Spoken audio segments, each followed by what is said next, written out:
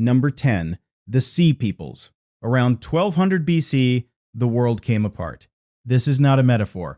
Entire empires vanished from history in the space of a single generation. The Hittite Empire, which had once fought Egypt to a standstill at the Battle of Kadesh, simply ceased to exist. The Mycenaean palaces of Greece burned and were never rebuilt. The wealthy port of Ugarit on the Syrian coast, which sat at the crossroads of every trade route in the eastern Mediterranean, was reduced to layered ash so thick that archaeologists 3,000 years later could still measure the fires by the depth of the burn. And on a clay tablet baked in an unfinished kiln at Ugarit, the last king of that city, Amurapi left the final words the ancient world would ever hear from him. The enemy's ships came here. My cities were burned. They did evil things in my country. The tablet was never sent. The messenger never left. The city that produced it was already dead. Historians still argue about who exactly the Sea Peoples were. The name itself is a modern coinage invented in the 19th century by the Egyptologist Emmanuel de Rouget to describe the coalitions of raiders named in Egyptian temple inscriptions. The Egyptians called them Peliset, Tijeker, Shekelesh, Shurden, Weshesh, Denyen. Modern scholarship suspects some of these groups were Aegean, some Anatolian, some Cypriot, some from further afield. Some historians think they were displaced peoples fleeing famine and earthquake. Others think they were opportunistic pirate confederations that scaled up during a moment of imperial weakness. Most likely they were both at different times in different places. What is not in doubt is that the fleets they eventually assembled were enormous, and that they hit the civilized world with the force of a slow-motion apocalypse. The Egyptians knew them long before the collapse. In the second year of the reign of Ramses II, back in the early 13th century, BC Shurden raiders had sailed into the Nile Delta in warships that no Egyptian navy of the age was equipped to counter. Ramesses himself, on a stone stela at Tanis, wrote of the unruly Shurden whom no one had ever known how to combat. They came boldly, he complained, sailing in their warships from the midst of the sea, none being able to withstand them.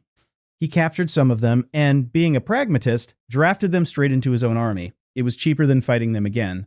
But the coalitions that appeared under Ramses III were something else entirely.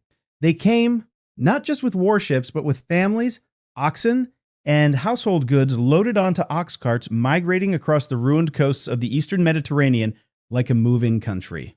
In his 8th regnal year, around 1175 BC, Ramesses fought them in two great battles.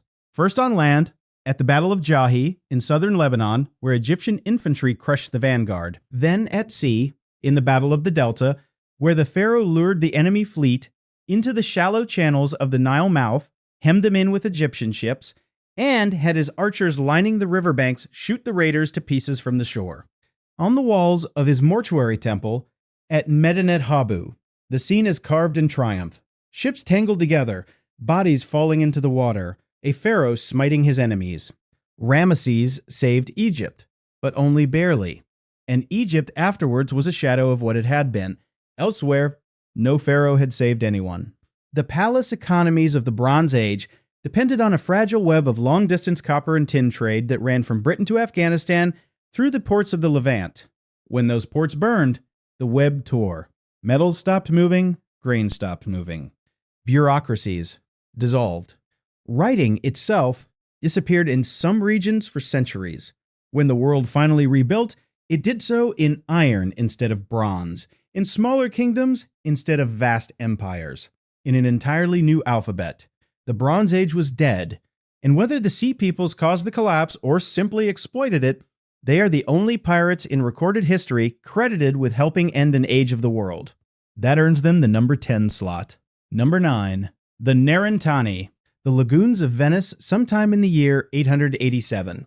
The old Doge, Pietro I Candiano, stares out over 12 large warships anchored beneath his flag.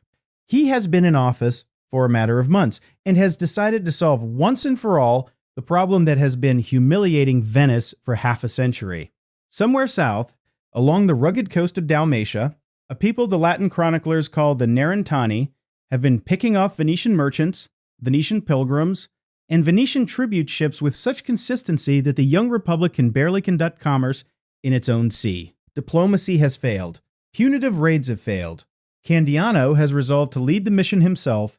Within weeks, he will be dead on the deck of his own flagship, and Venice will be paying tribute to pirates for the next 100 years. The Narentani took their name from the Neretva River, which spills into the Adriatic along what is now the coast of Croatia. They were a South Slavic people, part of the Great Slavic migrations of the early medieval Balkans, and the Byzantine Emperor Constantine VII Porphyrogenitus, writing in the 10th century, called their territory Pagania, because they clung fiercely to their pre-Christian gods long after the rest of the Slavs had been baptized.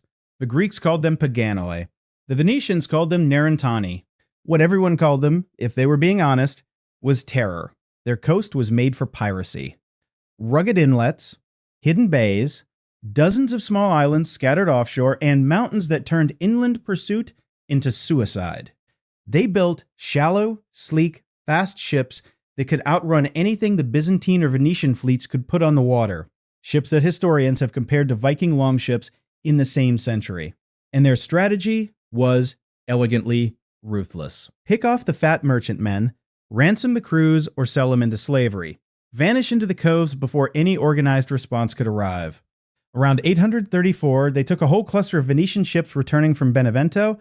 2 years later, the Doge Giovanni, the first participatio, was deposed by his own citizens for failing to punish them. Then came Candiano and his 12 warships in 887. The pirate fleet was commanded, according to some Croatian traditions, by Duke Branimir himself. They met near the town of Makarska. Whatever was in Candiano's plan did not survive the first hour of contact. His flagship was overwhelmed. The Doge, of the most ambitious maritime republic in Europe, was cut down on his own deck. His body had to be recovered in secret afterwards by a subordinate named Andrew the Tribune, because the Narentani were not disposed to give it up gracefully. In the aftermath of Makarska, Venice agreed to pay tribute for safe passage through the Adriatic. Read that again? The Republic of Venice, the greatest naval power that would rise in medieval Europe, paid protection money to a pirate statelet on the Croatian coast for over a century. Venetian chronicles do not even mention the two peoples fighting again until the year 948. That is how thoroughly the pirates won.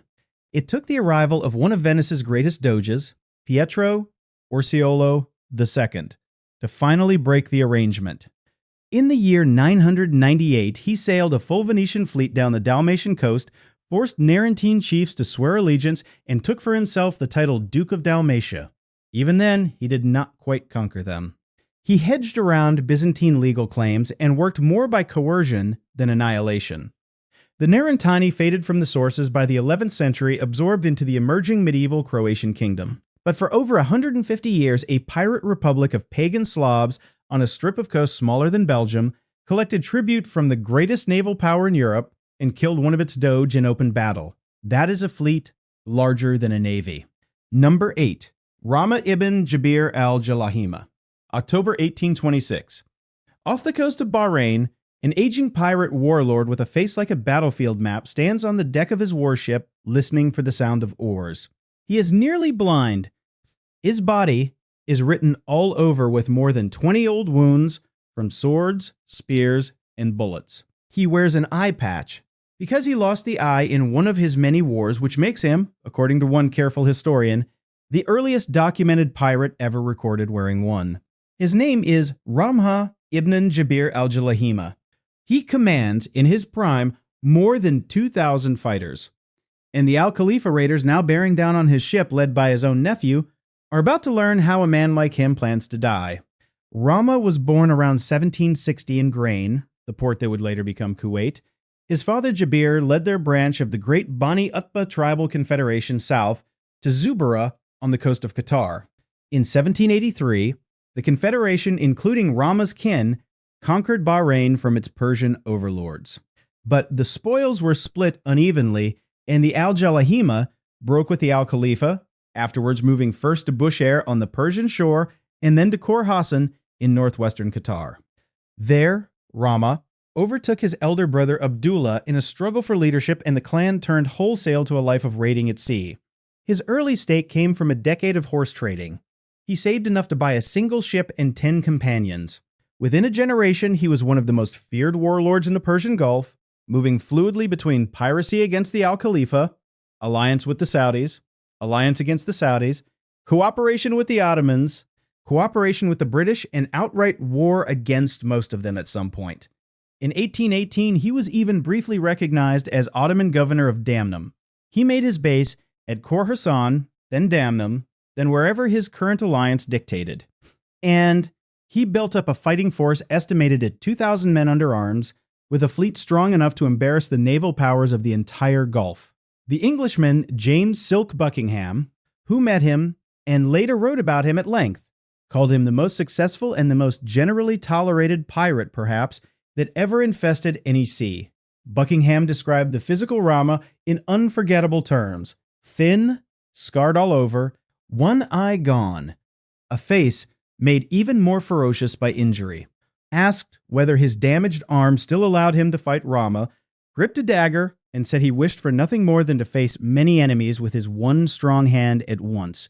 His first name, in Arabic, means mercy. There is no evidence he ever offered any. In October of 1826, his complicated web of feuds finally caught up with him. He had raided an Al-Khalifa ship. His nephew, Sheikh Ahmed bin Salman al-Khalifa, borrowed extra oars from the Al-Banali tribe to catch him. When Rahmah, half blind on his own deck, was told that the boat closing in was captained by his sister Mariam's son, he laughed in disbelief. The son of Mariam sails, he said, mocking a maritime custom that young men only took command after marriage. Ahmed reached him anyway. The fight was short and brutal. Rahmah's slave Tarar was killed early. Rahmah understood what was coming. He walked into the hold of his own ship, carrying his youngest son, said to be about 8 years old, in his arms. He took a lit piece of charcoal from his hookah, and he touched it to the powder magazine. The explosion killed everyone: Rahmah, his son, his crew, his nephew Ahmed, the Al-Khalifa boarders. In one moment, 3 generations of a feud vanished into a cloud of smoke and splintered wood. And the pirate who was too clever to be caught, too brutal to be forgiven, and too proud to be captured, chose the ending of an Old Testament prophet. Local folklore in the eastern coast of Saudi Arabia still tells his story. In the Gulf, he is remembered less as a criminal than as one of the last free men of the sea. Number 7. The Cilician Confederacy, 75 BC. A young Roman aristocrat is sailing across the Aegean on his way to Rhodes to study rhetoric. His ship is intercepted near the small island of Pharmacusa. The pirates who board it are Cilicians from the rough coast of what is now southern Turkey. They quickly recognize that their prisoner is worth something, and they name a ransom of 20 talents of silver. The young Roman looks at them and laughs. He tells them they clearly do not understand who they have caught. He volunteers to pay 50. The pirates take the deal. His name is Gaius Julius Caesar, and the joke he makes to them, half in ransom bargaining and half in threat, is that when he is free, he is going to come back with a fleet and crucify all of them. They think this is very funny. They should have believed him.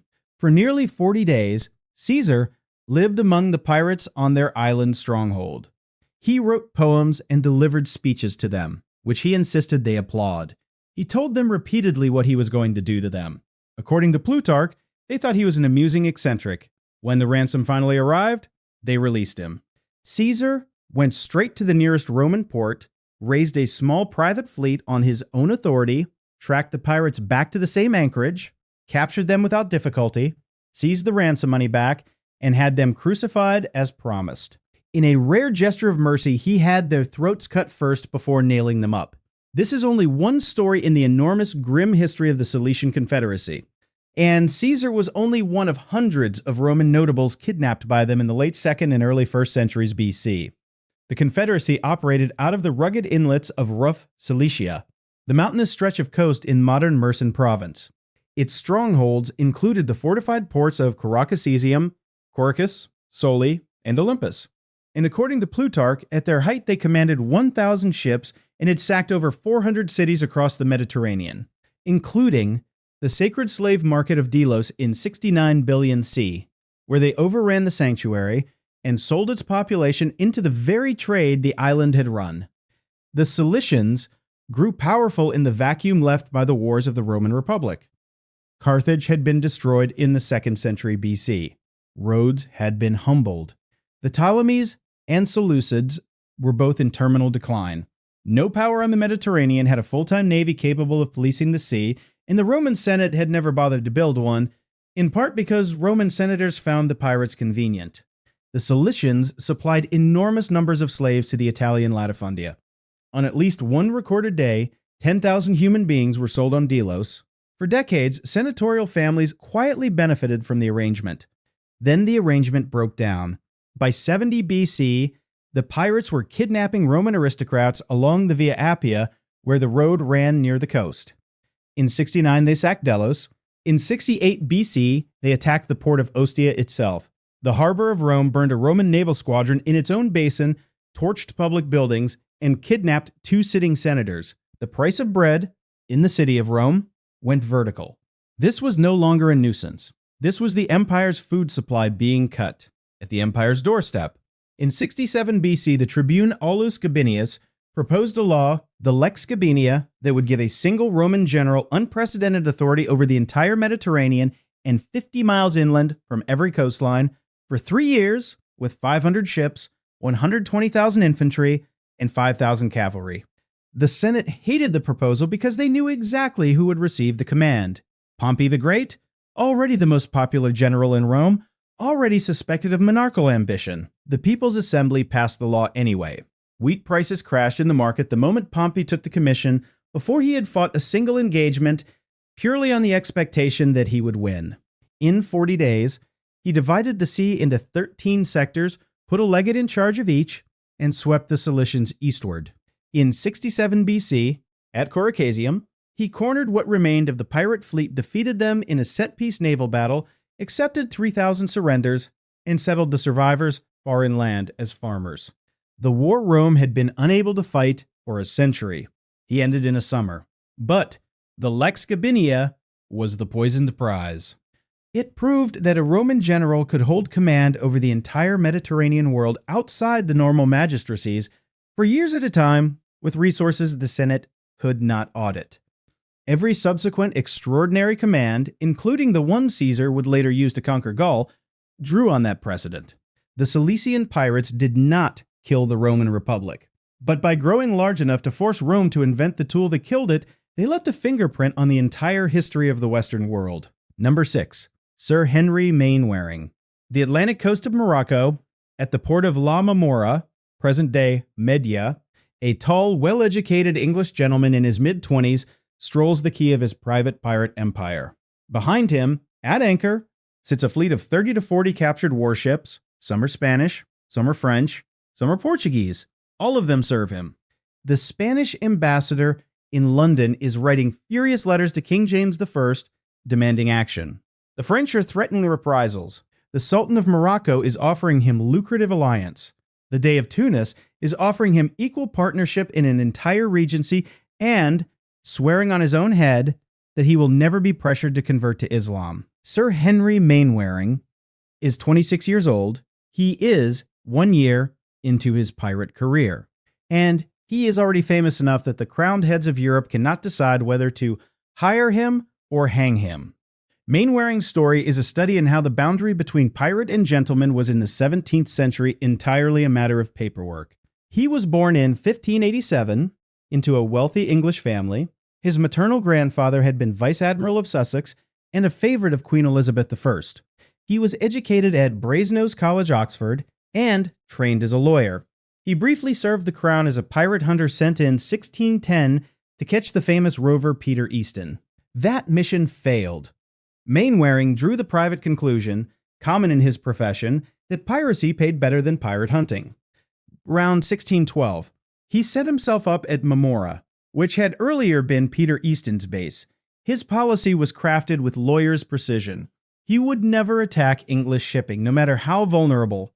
He would never convert to Islam, unlike so many of the renegades who staffed the Barbary corsair fleets. Everyone else was fair game. Spanish treasure ships, French merchantmen, Portuguese cod fleets. He raided the Newfoundland fishing banks in 1614 with 8 warlike ships, took 10,000 fish from a French vessel at Harbor Grace, kidnapped 400 sailors as crew from the fishing fleets, at a rate of 1 man in every 6, and stole carpenters, ammunition, and ship stores. He returned to Barbary and resumed hunting Spanish shipping in the Atlantic. He captured so many enemy ships that his own fleet grew by absorption. The French and Spanish ambassadors in London complained bitterly.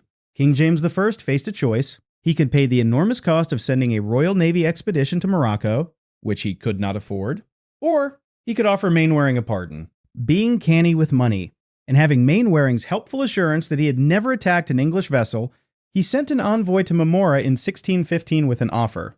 Come home, give up the trade, and receive a full royal pardon under the Great Seal along with amnesty for every man in his crew.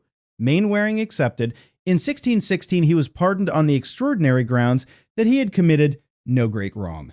In 1618, he was knighted at Woking, aged 31. Then, in one of the most audacious follow-up moves in pirate history, he wrote the Crown's own book on how to hunt men like him. His Discourse of Pirates was presented to James I in 1618 as a thank you present for the pardon. It was a working operational manual. It laid out where pirates recruited, why sailors turned pirate, which Atlantic and Mediterranean harbors they preferred, at which seasons, which coastal populations sheltered them, how they organized their supply networks, and how a well-run navy could shut them down. Mainwaring's key policy recommendation was that the king should stop issuing pardons on the grounds that pardons only produced more pirates. This piece of advice, coming from a pardoned pirate, was accepted with straight faces on all sides. Mainwaring's manuscript is still preserved in the British Museum today, and it directly influenced the English expedition against Algiers in 1620. He went on to become a member of Parliament, a gentleman of the Royal Bedchamber, surveyor of the Navy, lieutenant of Dover Castle, and deputy warden of the Cinque Ports. He fought for the crown in the English Civil War, ended up exiled in France when the Royalists lost and died in relative poverty in 1653. But his defining accomplishment was earlier. He commanded a captured pirate fleet larger than the Royal Navy's Atlantic Squadron of the same period. And rather than defeat him, England gave up, promoted him, and asked him to write the manual. Number 5. Jean Ango. The Portuguese court at Lisbon receives increasingly frantic reports from the mouth of the Tagus River. A private French fleet is out beyond the bar. Not a Royal Navy, a private fleet. Owned by one man, a merchant prince from the Norman port of Dieppe, sailing under a letter of marque from Francis I of France, and it is snapping up Portuguese carrots returning from Africa and India with the wealth of empire. Every day, another ship is lost. Every day, the losses to the Portuguese crown mount. And behind the raiders sits a shipping magnate whose personal fortune rivals kings backed by the Venetian bankers, encouraged by the French king who takes a share of the plunder, and personally friendly with the Pope, the King of Portugal. John III does what kings have to do when a private citizen has outarmed them. He sends ambassadors to Dieppe, not to Paris, to Dieppe, to negotiate directly with a merchant, and he pays. Jean Ango was born in 1480 in Dieppe, in Normandy, into a shipping family that had been running transatlantic voyages since before Columbus's second expedition. His father, also named Jean, had sent ships to Newfoundland in 1508 in what was the second recorded French voyage to the Grand Banks. When the elder Ango died, his son inherited a shipping empire and expanded it. By his midlife peak, Jean Ango controlled, partially or outright, a fleet of about 70 ships, merchantmen, fishing vessels, and a large complement of purpose-built armed corsair vessels that he sent out on voyages whose only stated purpose was piracy. He financed exploration by Giovanni da Verrazzano, who first mapped the North American coast for France. He financed voyages by Jacques Cartier. He was named Viscount of Dieppe in 1521, and after Francis I personally visited his mansion in Normandy, Captain of Dieppe, in 1533. The 1530 quarrel with Portugal was straightforward on Ango's side. One of his ships, carrying plundered cargo, had been seized by King John III's officials. Ango complained to the French crown. Francis I, who was chronically short of cash and needed to help pay the ransom of his own sons held hostage in Spain, was delighted to sign a letter of marque authorizing Ango to attack Portuguese shipping in retaliation. The letter was issued on the 26th of July, 1530. Ango did not delay. Within months, Backed by his own capital and by Venetian financiers who had their own reasons to hate Portugal, he had assembled a private fleet strong enough to conduct a rolling blockade of the entrance to Lisbon harbor. The scale of this cannot be overstated. Portugal in 1530 was a global empire. It ran spice fleets to India, gold fleets from São Jorge de Minas, sugar fleets from Brazil, and slave fleets across the Atlantic. Its Casa da India in Lisbon was the wealthiest single institution in Europe, and it was being strangled at its own front door by a private fleet belonging to a shipping magnate from a Norman fishing town. King John III could not defeat him at sea. He could not persuade Francis I to recall the letter of marque, because Francis was profiting handsomely. The only option left was to buy Ango off. On the 15th of August, 1531, Portuguese envoys agreed to pay reparations of 60,000 ducats. A private citizen had declared war on a nation and won the settlement. Ango's later career was less lucky. His fleet backed lucrative fishing and exploration voyages for another 2 decades. He continued financing corsair operations against Spanish and Portuguese shipping. But after Francis I died in 1547, his position at court weakened. His successor, Henry II, resented Ango's political independence. In 1549, Ango was imprisoned for failing to pay taxes on his privateering profits, released, ruined, and dead by 1551. It was an undignified end, but at his peak he did something almost nobody in European history achieved. He was a private citizen who outnavied a sovereign nation, blockaded its capital, and forced its king to negotiate reparations across the table with him personally. Every empire depends, in the end, on having more ships than the criminals. For one strange 18 months, Portugal did not. Number 4, Li Dan, the Japanese port of Hirado, on the western tip of Kyushu, in the English trading factory that the East India Company has just established. There, a group of nervous merchants writes yet another report to London, complaining about the middleman they cannot seem to escape. His name is Li Dan. The Dutch call him Andrea Dittus, the Christian name he took in Manila. The English call him Captain China. The Japanese authorities call him the Capitan of the overseas Chinese community. The Chinese officials in Fujian know him as a wanted smuggler who has been operating for 30 years across every sea between Bangkok and Nagasaki. And the money he moves each year through his private syndicate exceeds the combined turnover of every European trading company in the region. He runs the largest smuggling network in Asia, and unlike almost every other man in this countdown, he is going to die peacefully in his bed. Li Dan was born in Quanzhou in the Chinese province of Fujian sometime in the middle of the 16th century. His name, in the Hokkien dialect of southern Fujian, was Li Tan. He belonged to a generation of Fujianese merchants who lived in the shadow of the Ming maritime prohibitions, the same hygiene laws that had produced Wang Zhi a generation earlier. Private overseas trade was illegal. Fortunes could be made by pretending it was not. Li went first to the Spanish colony of Manila, where he served as the Capitan of the Sangli Chinese community, the head of a large and permanent Chinese trading population under Spanish rule. He was successful, wealthy, and eventually in trouble with the Spanish colonial authorities, who periodically massacred the Sanglis when they became too powerful. Sometime in the early 1600s, he moved his operations north to Hirado in Japan. Hirado, at the time, was one of the great hinges of world trade. It hosted the Portuguese, then the Dutch, then the English.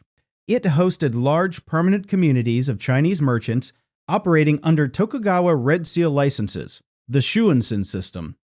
And into that ecosystem, Li Dan inserted himself as its indispensable broker. He obtained a personal vermilion seal license from the shogunate, meaning his ships could trade legally under Japanese law. He established himself as the head, the Kapiten Shina of the Chinese community in Hirado, and he kept his residence deliberately inside the English quarter of the town, close enough to fleece the newly arrived Europeans in person. The Europeans never really understood who they were dealing with. Li Dan cultivated an impression, especially with the English and the Dutch, that he wielded enormous influence with the Ming court in Beijing. He did not. He was a wanted smuggler. But he encouraged the fantasy because it allowed him to sell his services as a fixer, a facilitator, and a loan broker. He extracted huge sums from the East India Company in return for imagined access to Chinese silk that never quite materialized.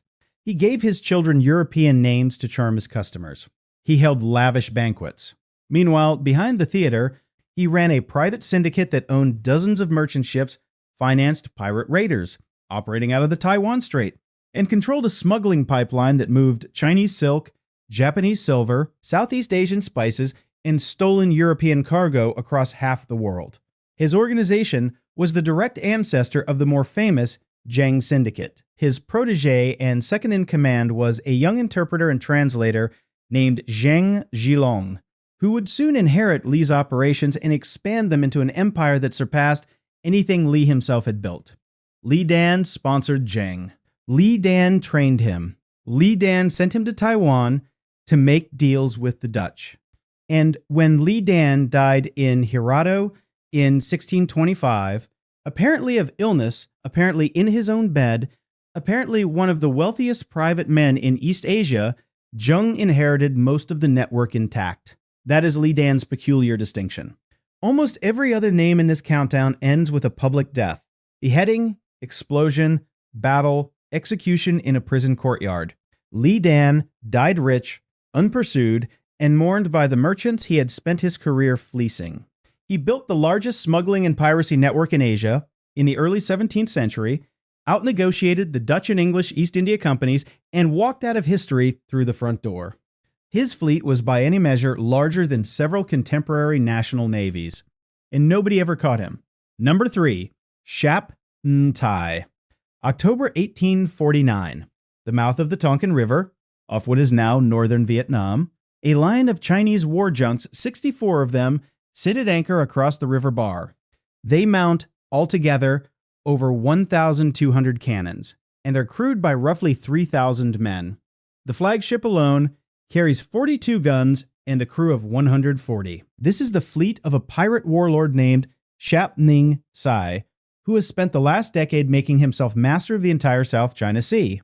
And bearing down on him now are 3 small British warships along with 8 Chinese imperial junks and a general named Wang. 2 of the British ships are steam-powered.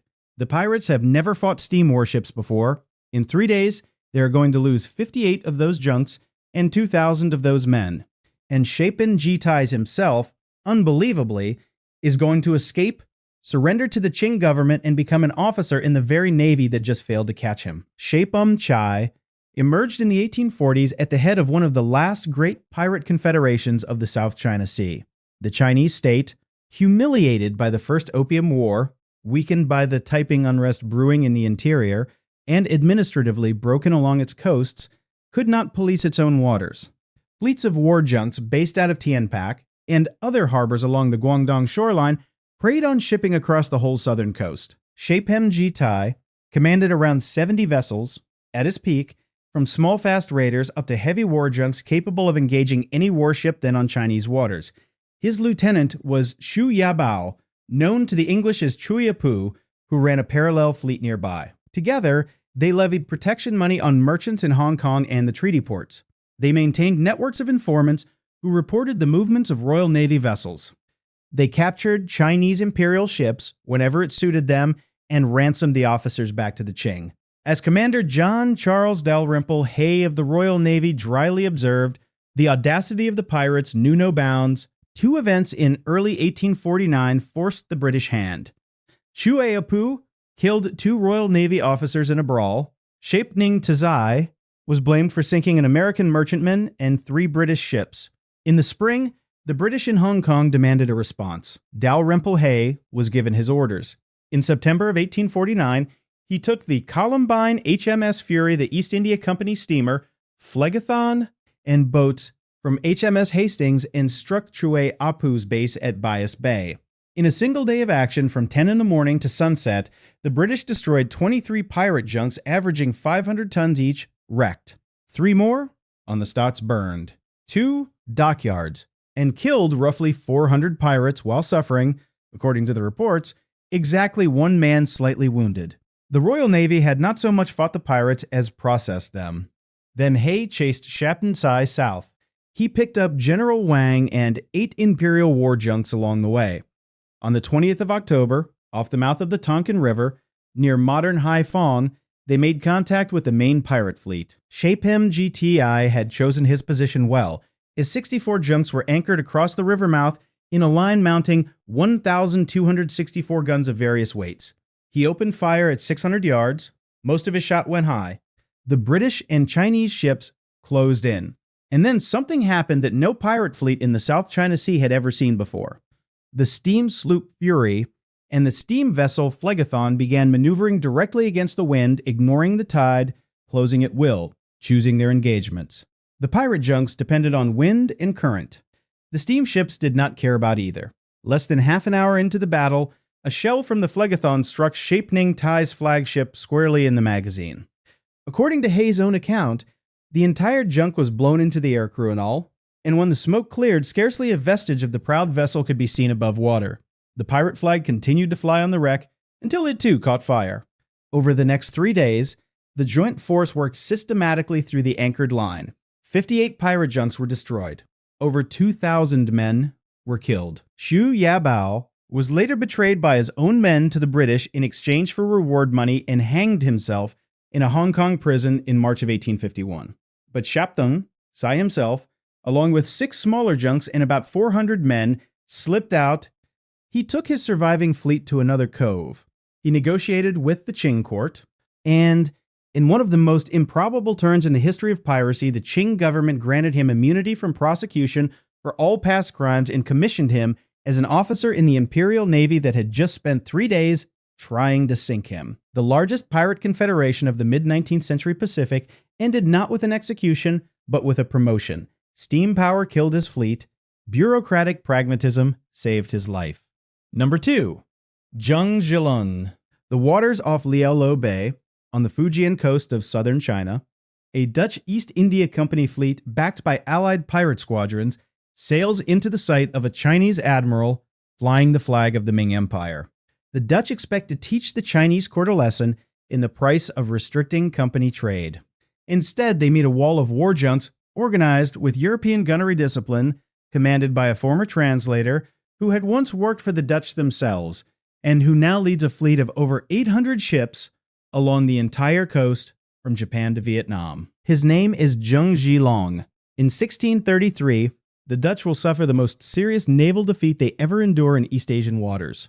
And the man who inflicts it on them will briefly become the richest man in China. He will also father a son named Zheng Chenggong, better known to history as Koxinga. And when the Qing court executes Zheng Zhilong in 1661, after luring him with false promises of noble titles, that son will invade Taiwan, drive the Dutch out entirely, and go to war with the Manchu emperor personally over what was done to his father. Zheng Zhilong was born in April 1604 in Nan'an, in Fujian, into a mid-ranking family. Like many young Fujianese, he went to sea early. He spent time in the Portuguese colony of Macau, where he was baptized as a Catholic and given the name Nicolas Equan Gaspard, a name the Dutch and Portuguese would use for him for the rest of his life. He worked as a translator for the Dutch at their new base on Taiwan, learning the operational side of European trading fleets from the inside. He then attached himself to the Hiroto-based syndicate of Li Dan, the man we just met, and became one of a group known as the Society of the 28 Brothers. When Li Dan died in 1625, Zheng absorbed a significant share of his network. Before he had turned 25 years old, he had become one of the paramount armed traders in the East China Sea. By 1627, he was leading a personal navy of some 400 junks and tens of thousands of men. In 1628, he took the classic Chinese pirate king route. He accepted an offer from the beleaguered Ming government to become an admiral of the coastal seas, with authority to fight the very pirates he had recently been leading. This was a familiar bargain. The Ming got a fleet they could not otherwise afford. Zheng got legal sanction to keep doing everything he was already doing, plus a title. He used his new imperial commission to eliminate his rivals one by one, absorbing their ships into his own force. By the early 1630s, his fleet was estimated at 800 ships, and he was collecting tolls from every merchant vessel operating along the China coast, including from the Dutch and Portuguese trading companies who paid him for safe passage the way medieval towns paid highwaymen.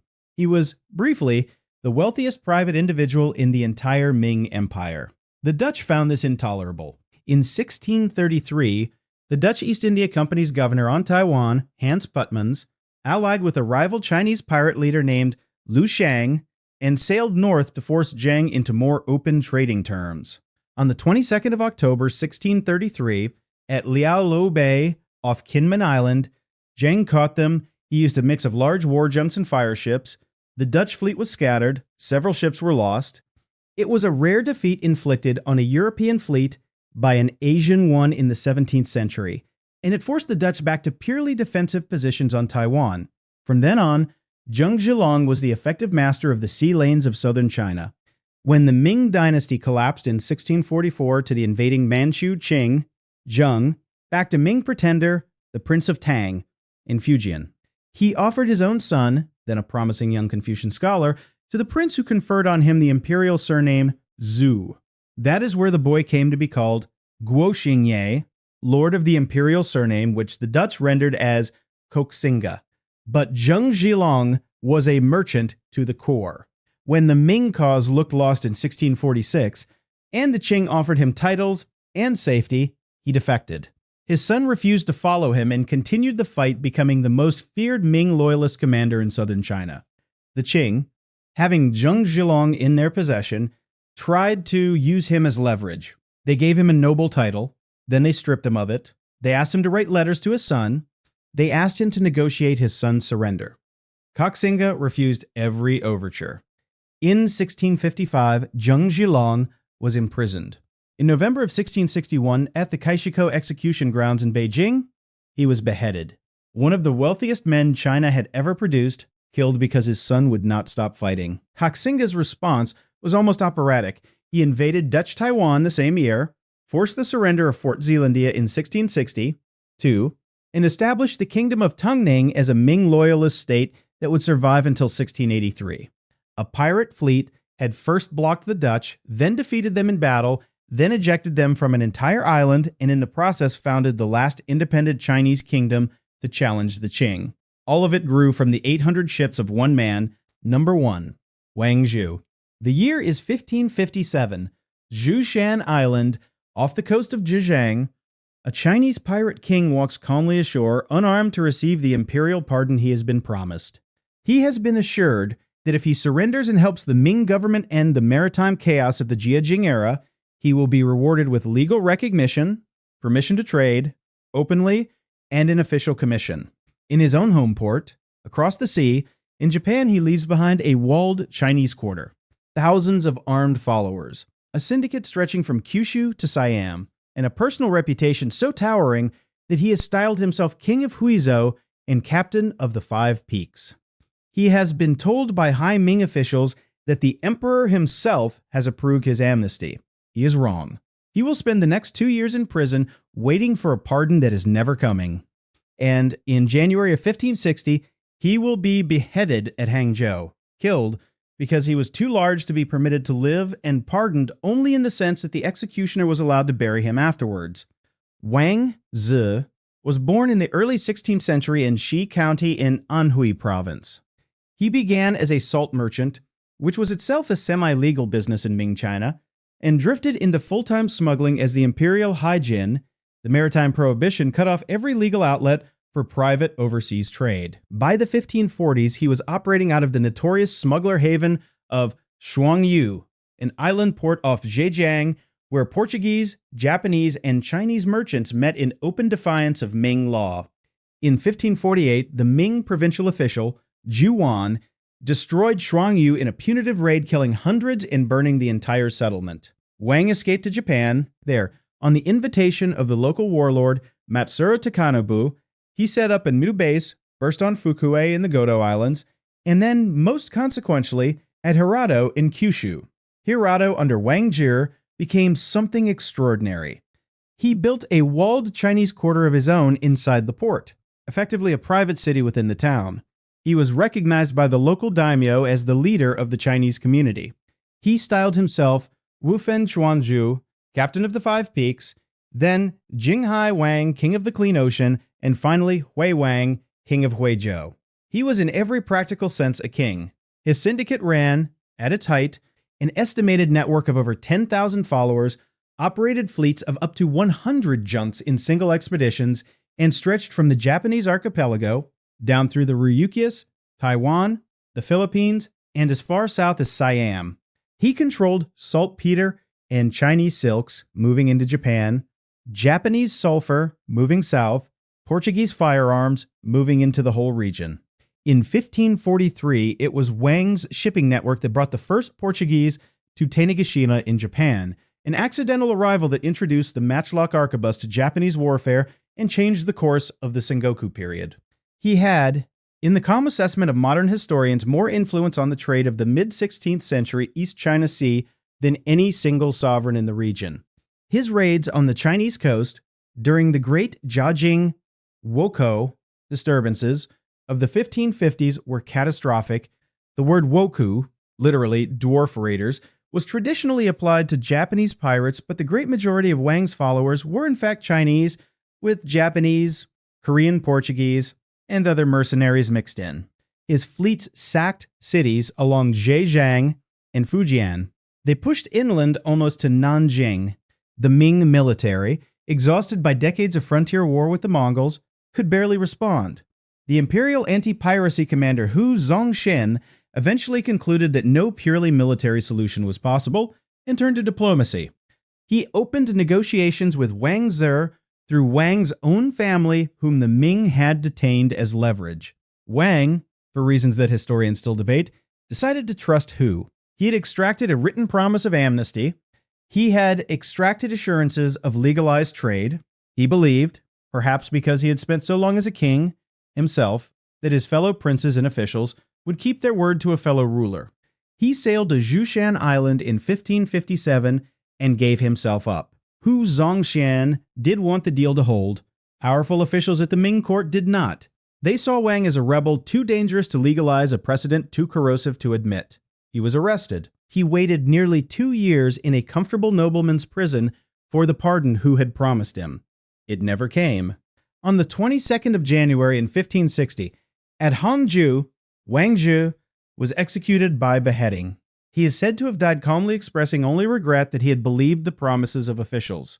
His death did not end the Wokou. It scattered them. The pirate factions that had operated under Wang's loose umbrella broke into feuding successor groups, none of which could match his coordination. His own son Mao Haifeng tried and failed to hold the network together. Yang Zhu, another leader who had warned Wang against surrendering, launched a decade of vengeful raids, but nobody again reached Wang's stature. His true successors were not in his own generation, but in the next century. The Fujianese trader Li Dan built his organization on the model Wang had pioneered. Zheng Zhilong inherited Li Dan's network. Koxinga inherited Zheng Zhilong's. In a straight genealogical line, the pirate empire that captured Taiwan from the Dutch in 1660, two descended from the walled quarter Wang Zhi had built at Hirado a century earlier. That is why he sits at number 1. He commanded a fleet larger than any national navy in the entire East China Sea for over a decade. He built a private city on foreign soil. He crowned himself king. He changed the military balance of Japan by introducing firearms. He reshaped the trade routes of Asia. He was so dangerous the Ming emperor could not permit him to be pardoned even when the Ming's own general had promised the pardon. And more than 400 years after his execution, the trading networks he built still shaped the history of the Western Pacific.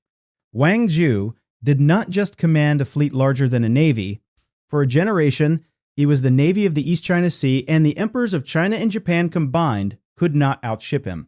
10 pirates, 10 fleets, between them, hundreds of thousands of men under arms, thousands of ships in fighting order, and a collective body count no single national navy of their eras could have inflicted. They brought down empires. They killed heads of state. They kidnapped future dictators. They forced sovereign kings to pay them personally. They ended an age of the world and helped begin another. And almost every one of them, in the end, was either killed by a state pretending to make peace or hired by a state that could not defeat them. The lesson of pirate history is simple. When the sea is bigger than the navy that patrols it, the sea will produce its own kings. And every once in a while, one of those kings will grow bigger than the empire he was born under. Now over to you. Did I get the ranking right?